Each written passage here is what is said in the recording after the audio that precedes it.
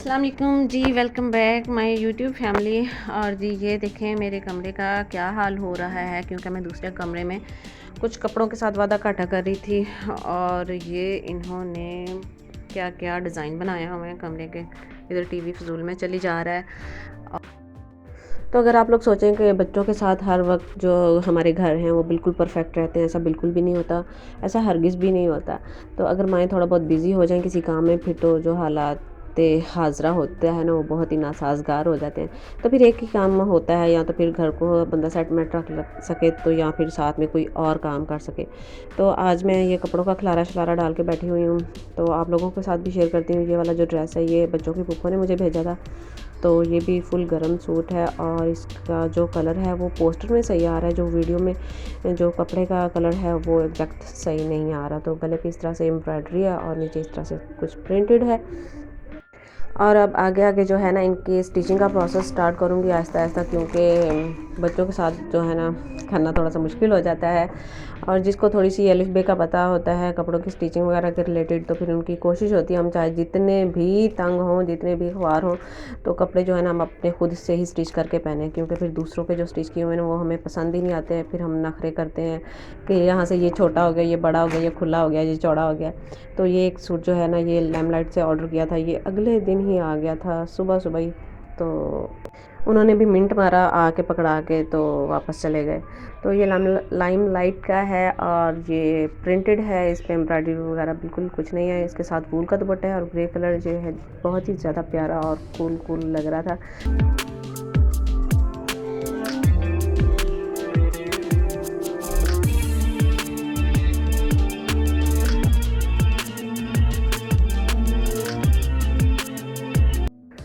और जी इसके दामन पे जो है कोई बॉर्डर शॉर्डर नहीं बना हुआ था, बस इस तरह से सिंपल से ही था। और ये इसके बाजू थे और ये इसकी बैक साइड थी। और इसको मैं स्टिच भी इस तरह से बिल्कुल सिंपल सा करूँगी ताकि ज़्यादा डिसेंट लगे, और इस पर कुछ भी नहीं करूँगी।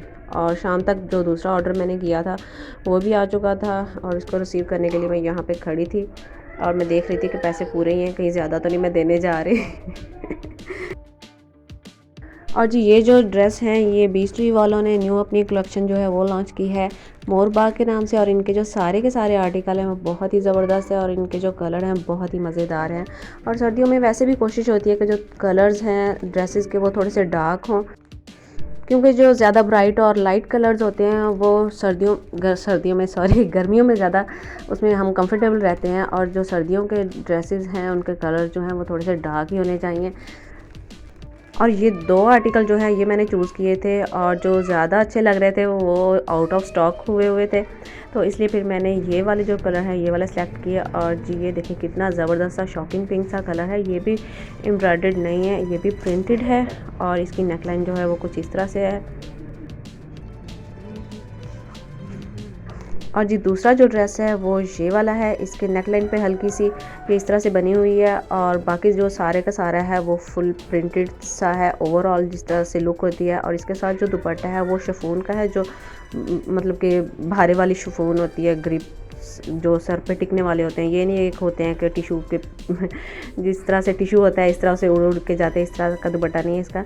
इसके साथ जो दुपट्टा है वो बहुत ही ग्रिप वाला है, और इसके जो बाजू हैं वहाँ पे बॉर्डर बना हुआ है और नेकलाइन पे हल्का सा इस तरह से प्रिंट है।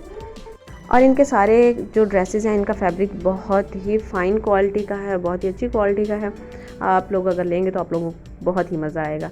और यहाँ पे मैं आलू और बैंगन का सालन बनाने लगी थी कुछ न्यू स्टाइल से, क्योंकि जब सना हमारे पास आई थी मेरी भांजी, तो उसने बनाया था इस तरीके से कि हम जो है ना घर में इस तरह से जो बैंगन है इनका छिलका उतार के तो हम बनाते हैं, तो बहुत ही मज़ेदार बनते हैं। तो आज मैंने भी सोचा मैं इसी तरह से बनाती हूँ। वैसे तो जी इन्हें बनाए तो ये मज़ेदार तो बनते ही बनते हैं, ऑब्वियसली इसका जो टेस्ट है वो इसके अंदर ही रहने, चाहे इसके छिलके उतार दें चाहे इसके रहने दें। तो सबसे इसको जो नापसंद करने की वजह वो ये होती है कि इसका जो रंग है ना ये काला बनता है पकाने के बाद। तो जो रंग है ये हमारी सोसाइटी में बहुत ज़्यादा अहमियत रखते हैं, चिट्टा होना चाहिए कि काला होना चाहिए।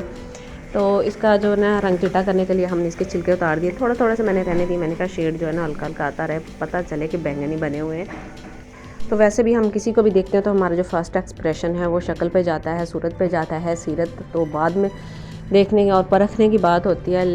और जब तक हम अगले बंदे की नेचर को और उसकी सीरत को जांचने की, परखने की कोशिश करते हैं, तब तक हम अपने माइंड में बहुत सारे ऐसे सवालात बना लेते हैं जिनका कोई सिरे से ताल्लुक़ ही नहीं होता और जो हमें नहीं बनाने चाहिए।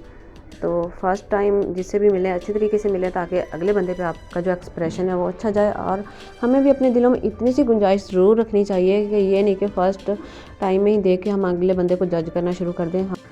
और फर्स्ट टाइम में देख के अगले बंदे को जज करने का जो हमारा होता है कॉन्सेप्ट होता है, आइडिया होता है, इस दिन मैंने अपने दिल को बहुत ही अच्छे तरीके से समझा लिया था कि आज के बाद अल्लाह की बंदी तूने किसी के बारे में इस तरह के अपने दिल में वहमो गुमान नहीं रखने।